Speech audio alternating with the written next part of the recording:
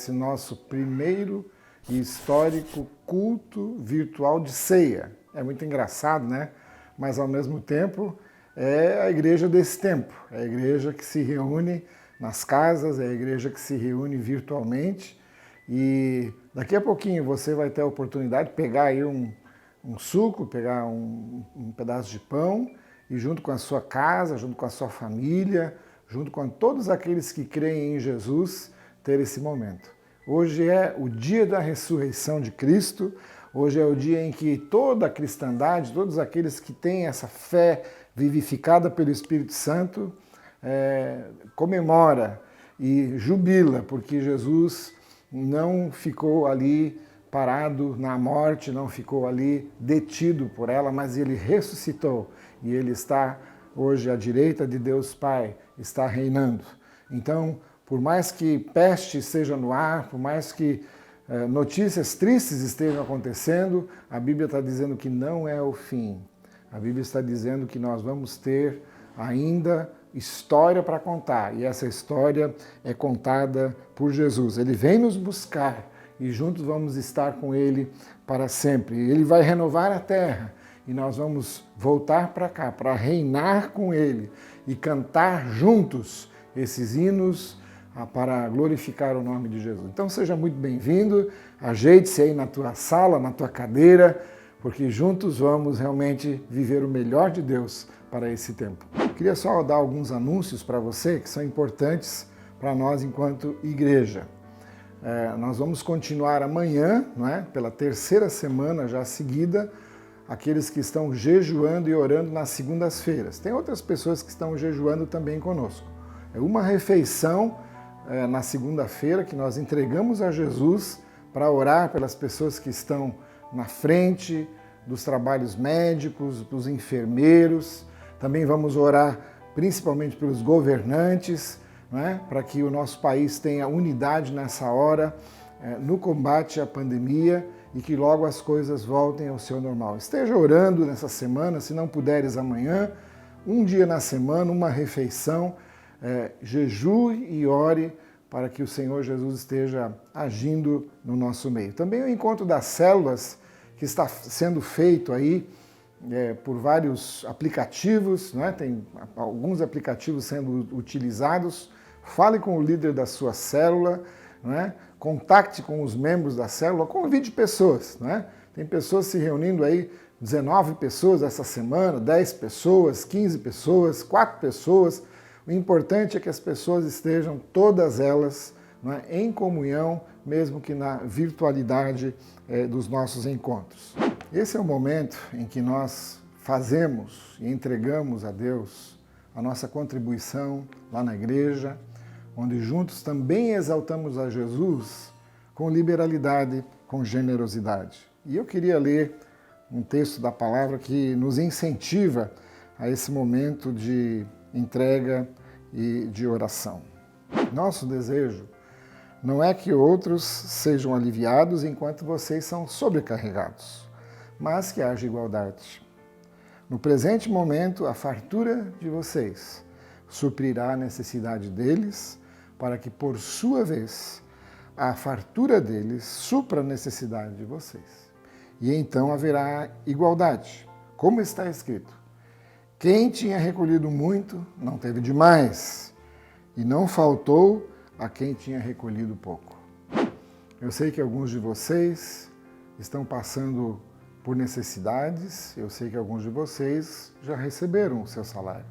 Então, na proporcionalidade do teu coração e na generosidade que você tem para com Deus, você pode, não é, colocar agora a sua oferta, você tem as informações que o Heron vai colocar aí, e você pode fazer isso de várias maneiras. Você pode fazer isso via depósito direto, você pode fazer através da sua conta bancária, uma transferência, ou você pode inclusive passar lá na igreja, que nós estamos recebendo tanto ofertas como estamos recebendo as cestas básicas. Muito obrigado por todos aqueles que têm ofertado as cestas básicas, não é? Dezenas de famílias estão recebendo as cestas básicas, estão sendo supridas na sua necessidade. Então, essa é a hora de cumprir esse versículo bíblico que diz que a ninguém faltará. Aquele que tem mais vai repartir, aquele que tem pouco vai receber, para que depois, quando o Senhor novamente oportunizar aos outros, eles também supram aqueles que pouco têm. Vamos orar nesse momento, feche os seus olhos e vamos orar por esse momento de ofertas. Muito obrigado, meu Deus, porque Tu és aquele que dás a cada um de nós da Tua semente, aquela semente, Senhor, que não é nossa, vem de Ti.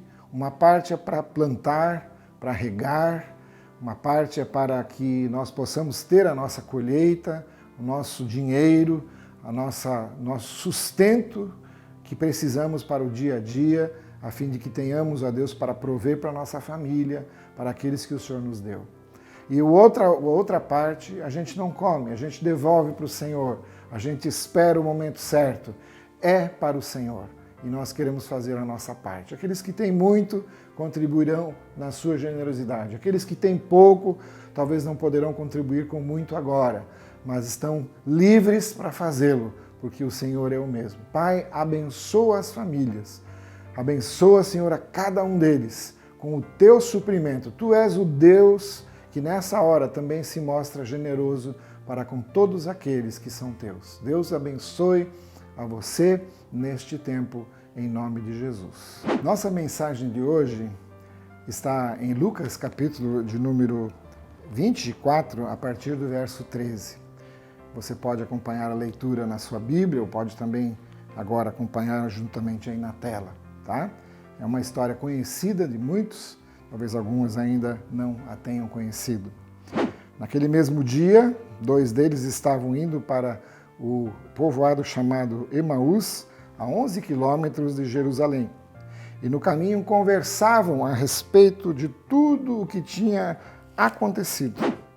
Eles conversavam e discutiam, e o próprio Jesus se aproximou e começou a caminhar com eles, mas os olhos deles foram impedidos de reconhecê-los. E ele lhes perguntou: sobre o que estão discutindo enquanto caminham? Eles pararam com os rostos entristecidos, e um deles, chamado Cleopas, perguntou-lhe: você é o único visitante em Jerusalém que não sabe das coisas que ali aconteceram nesses dias? Que coisas? Perguntou ele. O que aconteceu com Jesus de Nazaré? Responderam eles. Ele era um profeta poderoso em palavras e em obras diante de Deus e de todo o povo. Os chefes dos sacerdotes e nossas autoridades o entregaram para ser condenado à morte e o crucificaram. E nós esperávamos que ele era o que ia trazer a redenção a Israel. E hoje é o 3º dia desde que tudo isso aconteceu. E algumas das mulheres entre nós nos deram um susto hoje. Foram de manhã até o sepulcro e não encontraram o corpo dele. Voltaram e nos contaram ter tido uma visão de anjos e disseram que ele estava vivo. Alguns dos nossos companheiros foram ao sepulcro e encontraram tudo exatamente como as mulheres tinham dito, mas não o viram. E ele lhes disse: como vocês custam a entender e como demoram a ver e a crer em tudo o que os profetas falaram?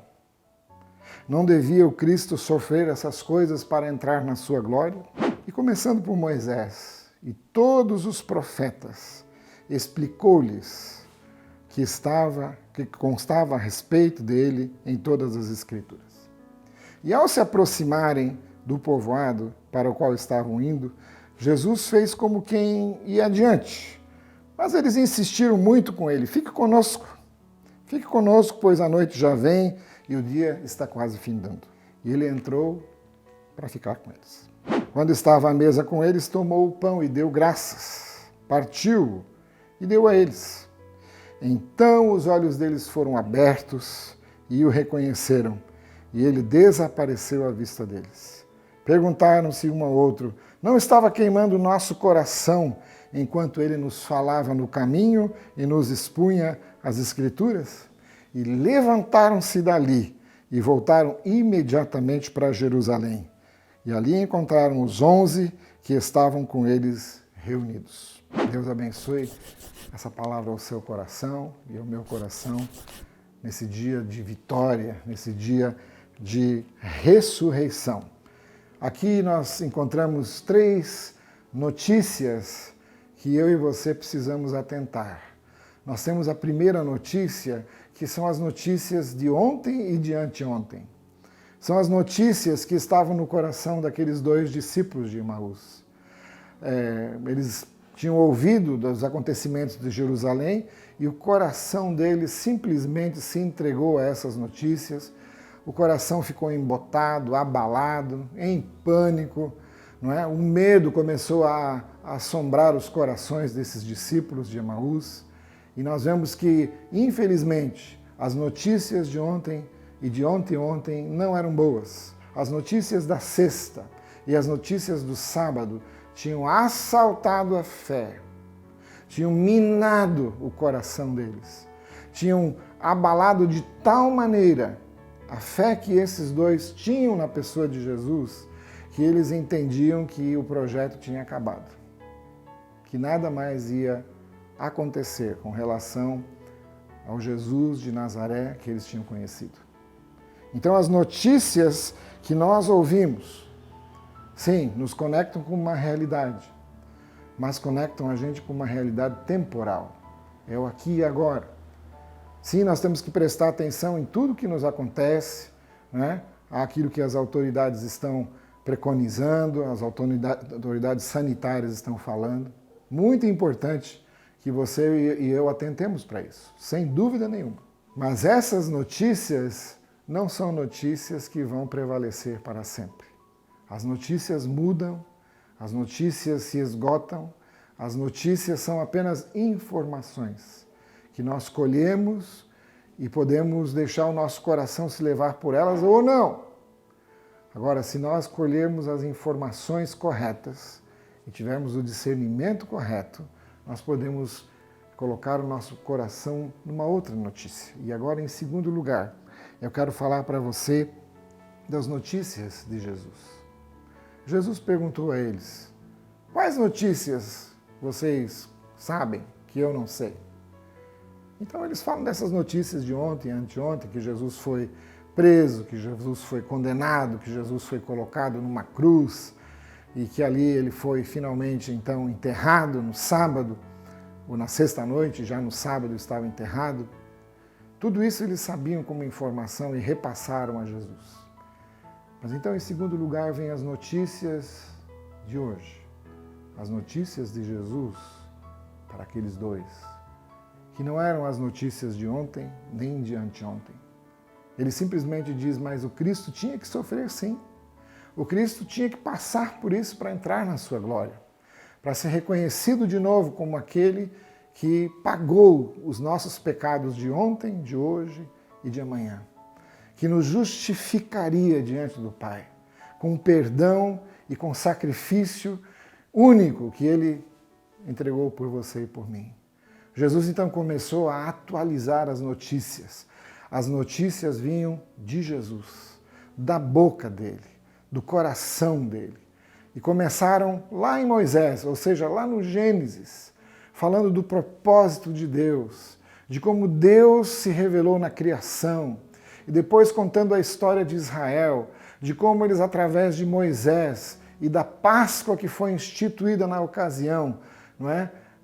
Receberam lá o sangue nos umbrais das portas, tinham que comer um cordeiro para se alimentar e entrar no deserto, entrar ali no Mar Vermelho e terem forças para uma jornada forte de libertação do Egito. Então Jesus foi começando a rememorar, a relembrar de que a história pregressa, lá do passado, tinha um significado. O próprio Jesus seria revelado como o Cordeiro de Deus que tira o pecado de todo o mundo. Eles estavam começando a receber uma informação e um toque, um sopro, um frescor, um hálito novo para as suas vidas naquele momento. As notícias de Jesus são aquelas que embalam a nossa fé. As notícias de Jesus são esse sopro fresco sobre a tua vida e sobre a minha vida em tempos de aflição. Quais as notícias que embalam teu coração? As notícias de ontem, ontem.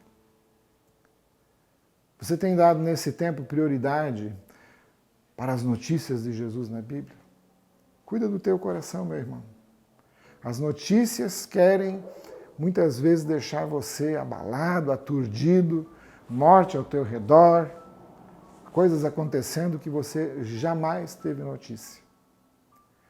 Mas eu quero afirmar para você as notícias do hoje, as notícias de Jesus. Ele está vivo, ele ressuscitou, ele ora por você, ele intercede junto ao Pai, ele tem uma agenda com o seu povo, ele tem uma agenda com as pessoas de amor, de esperança para todo aquele que nele crê. Quais são as notícias? Onde você está colhendo essas notícias para o teu coração e para o coração daqueles que acompanham você? As notícias dadas por Jesus começaram então a fazer com que algumas coisas caíssem, não é? Algumas vendas, alguns véus foram caindo dos olhos espirituais desses dois discípulos de Emaús. E a Bíblia diz então que eles, aos poucos, vão sentindo que o coração fica aquecido. Porque aquele que recebe a palavra, as notícias de hoje de Jesus, vai aquecendo o seu coração. Não é apenas uma emoção, não é apenas um arrepio na espinha, como muitos de nós gostamos de sentir, não é? Não é um momento de arrebatamento, de louvor na igreja, como a gente faz. E eu tenho muita saudade desse tempo. Não é apenas isso. São palavras da boca de Jesus que chegam como chama para aquecer o teu coração. E a terceira notícia que se dá nesse momento é uma notícia que acontece diante deles. Não é uma notícia de ontem, de anteontem, não é uma notícia atualizada por Jesus, pelas Escrituras e pelo Espírito Santo que vai tocando no coração deles. Agora a notícia são eles mesmos. Acontece na realidade deles. A notícia é eles com Jesus dentro da casa. Jesus faz menção de que iria adiante, de que ele ia seguir a sua caminhada. Mas eles insistiram, pediram para Jesus ficar, a noite estava chegando, tinham preparado ali uma pequena ceia, preparado um pão. E diz a palavra de Deus, então, que Jesus entra. Interessante que o versículo aqui é tão forte que diz assim, entrou para ficar com eles. Não é isso que Jesus quer fazer conosco na Páscoa? Uma notícia extraordinária da Páscoa é essa, que Jesus quer ficar com você. Jesus quer ficar com a sua casa. Jesus quer tirar as notícias de ontem, aquelas que não movem nada, aquelas que nos embotam, aquelas que nos deixam sem esperança alguma. E Ele quer ficar com você. Aleluia! Muito obrigado, Jesus, por aquecer o nosso coração com a Tua presença. Pode entrar, Senhor. Essa casa é sua. A casa dos nossos irmãos é sua. Entra nessa casa. Tira todo o medo, todo o embotamento espiritual e dá-nos, Deus, revelação de Ti. Isso é importante. Então, qual é essa notícia? Fresquinha. Essa notícia que realmente motivou o coração desses dois discípulos a realmente experimentarem agora que a notícia estava acontecendo com eles, ao redor deles. A Bíblia diz que Jesus pega o pão, Jesus o parte, e ao fazer esse gesto conhecido dos discípulos, aí sim o véu cai por terra de uma vez por todas. Aquele embotamento espiritual, aquelas notícias de ontem que não movem mais nada, aquelas informações que estavam gerando pânico e medo, agora se transformam em olhos que veem a realidade. E a realidade é Jesus. E quando eles percebem que a notícia está acontecendo com eles, que a notícia agora são eles, e eles têm uma notícia para entregar. Sabe, querido, Jesus, ele sai, ele desaparece, ele entra num outro estado e ele desaparece da frente deles, da visão deles. Um dia contaram, um pai conta essa história para uma criança. Ao contar essa história, o pai pergunta para o filho, filho, onde é que você acha que Jesus foi parar quando desapareceu da presença deles? A criança olha para o pai com aquela fé simples, singela e diz, papai, você não sabe? Jesus foi para dentro deles. Jesus está morando agora dentro do coração deles. A notícia que você tem no teu coração e que os discípulos tinham é a própria presença real de Jesus agora no coração deles. Não são as notícias de ontem, não são apenas informações bíblicas que nos aquecem o coração, mas a realidade de que Jesus está vivo dentro de você. Aleluia!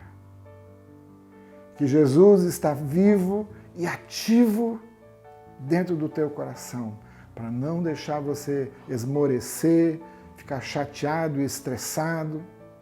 Cuida do teu coração, querido, porque Jesus está lá. Cuida da tua família, cuida da tua casa, porque Jesus está aí cuidando de você. Cuida das tuas coisas essenciais. Quem sabe você vai ter que reaprender emprego, você vai ter que reaprender profissão, você vai ter que reaprender um monte de coisa, rever um monte de coisa. Mas, meu querido, isso não exclui a notícia de que a realidade está no teu coração. A realidade é essa, de que Cristo voltará e um dia estaremos com Ele. Aqueles que morreram em Cristo ressuscitarão com Ele e aqueles que estiverem vivos serão arrebatados para estar com Ele nos ares. E aí sim, o Senhor vai inaugurar um novo tempo, novos céus e nova terra. Virá para essa terra com a nova Jerusalém, vai renovar a natureza e todas as coisas. Meu querido, 3 notícias, de ontem e de anteontem. As notícias de hoje, que aquecem o teu coração pelo Espírito Santo. E essa notícia da realidade de que Jesus está com você e de que Jesus está em você, coordenando e ajudando você a ter uma mente, um coração desacelerados. Uma mente e um coração completamente voltados para Ele. E Ele vai determinar a realidade para você até o dia da sua volta. Essa é a mensagem cristã no dia da Páscoa. Esse é o Jesus em quem nós cremos, esse é o Jesus que virá e vai ressuscitar os mortos e todos aqueles que estão vivos e creem nele estarão com Ele. Que Deus abençoe você. Queremos nesse momento orar e nos preparar para a ceia do Senhor. Meus irmãos, coloque a sua mão assim, desse jeito agora. E numa corrente de fé, vamos todos nós orar desse jeito para que as boas notícias de Jesus estejam sendo reais no nosso coração. Obrigado, meu Deus, que as notícias de ontem e de anteontem foram importantes, tiveram sua importância. Jesus morreu e foi sepultado. Ele garantiu a nossa salvação assim, nosso perdão. Muito obrigado, Senhor. Mas obrigado também, ó Pai, pelas notícias que movem o nosso coração a crer em Ti, a Tua palavra que foi ressaltada, exaltada, que foi lembrada para os discípulos e para nós, de que Jesus é sim o cumprimento das profecias, que Jesus sim é o Messias que veio para resolver o problema humano. A nossa conta não fecha nesse mundo. Nesse mundo existe muita injustiça, existe muita intranquilidade, existe guerra, e existe o poder e existe o orgulho entre as pessoas. A conta não fecha. Tem que haver um novo céu e uma nova terra para fechar as contas, onde aqueles que creem em Cristo Jesus serão justificados e reinarão com Ele para sempre. Deus, eu quero abençoar a todos os irmãos, amigos da família cristã, aqueles que nos assistem agora pela internet. para que as vivas notícias, a realidade das notícias de que Jesus está presente e vivo e reinando nos seus corações, jamais cesse, jamais acabe, mas tenha esse efeito de avivar-nos e nos dar, Senhor, a certeza de que o Senhor está presente conosco e em nós. E isso é a esperança de que um dia estaremos com Ele na glória. Muito obrigado, Senhor, por nesse tempo o Senhor nos lembrar disso. Em nome de Jesus. Amém. Vou convidar agora a Rosvita para estar comigo aqui nesse momento. E a vocês todos, né, que tenham nesse momento um cálice ou um copo com suco, pode ser suco de uva, pode ser água, pode ser qualquer outro suco que você tenha em mãos nesse momento, para que juntos nós possamos cear, né? Fazer com que essa ceia seja real agora, assim como ela vai ser um dia que Jesus voltar e nos levar para si. A Bíblia diz que Jesus tomou um cálice e deu graças. Jesus repartiu o pão, dando graças. E tudo isso ele fez para que a gente lembrasse. A gente é tão ruim de memória que precisa de algumas coisas para lembrar de que Jesus está em nós, como na história dos discípulos de Emaús. E Jesus, então, nos lembra de que através desses símbolos ele está presente. O seu sangue é real. O corpo dele, que foi partido e repartido, é real. Então, que nós possamos, nesse momento, fazê-lo, né? Pegue aí, por favor, um pedaço de pão. Faça como eu, se você já tem aí partido. Vamos repartir um pedacinho. Vou entregar aqui para a Rosvita, meu benzinho. Tá? Eu vou pegar também um pedaço para mim. Nós vamos agora, em nome de Jesus, lembrar do corpo de Jesus, que foi partido pelos nossos pecados, ele foi traspassado, ele foi moído, para que eu e você fôssemos a justiça de Deus. Somos justificados hoje e o perdão dos pecados nos alcançou. O que nós temos que fazer é simplesmente nos abrir e aceitar o sacrifício dele, e ele vai nos justificar diante do Pai. Vamos comer juntos em nome de Jesus.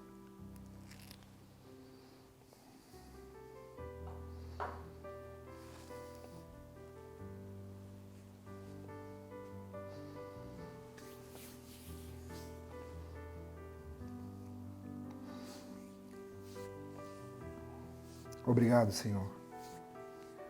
Obrigado, Senhor, que Tu és o pão da vida, o pão que nos alimenta espiritualmente, o pão que jamais nos abandona. Nós nunca teremos, ó Pai, necessidade de um outro Salvador. Tu és suficiente, o pão que nos satisfaz, o pão que jamais nos deixou sedentos por outra coisa a não ser a Tua própria presença em nós. Muito obrigado, em nome de Jesus. E agora,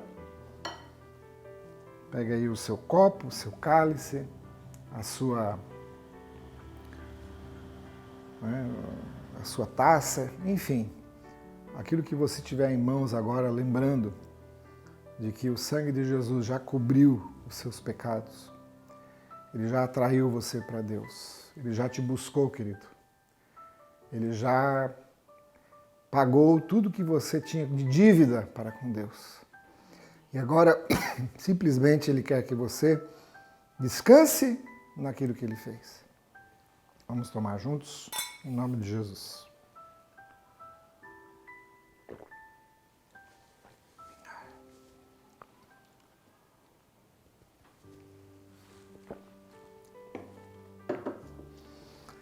Meus irmãos, que saudade. Saudade de fazer isso aqui, ó. De abraçar vocês e dizer a você, Deus abençoe o teu coração.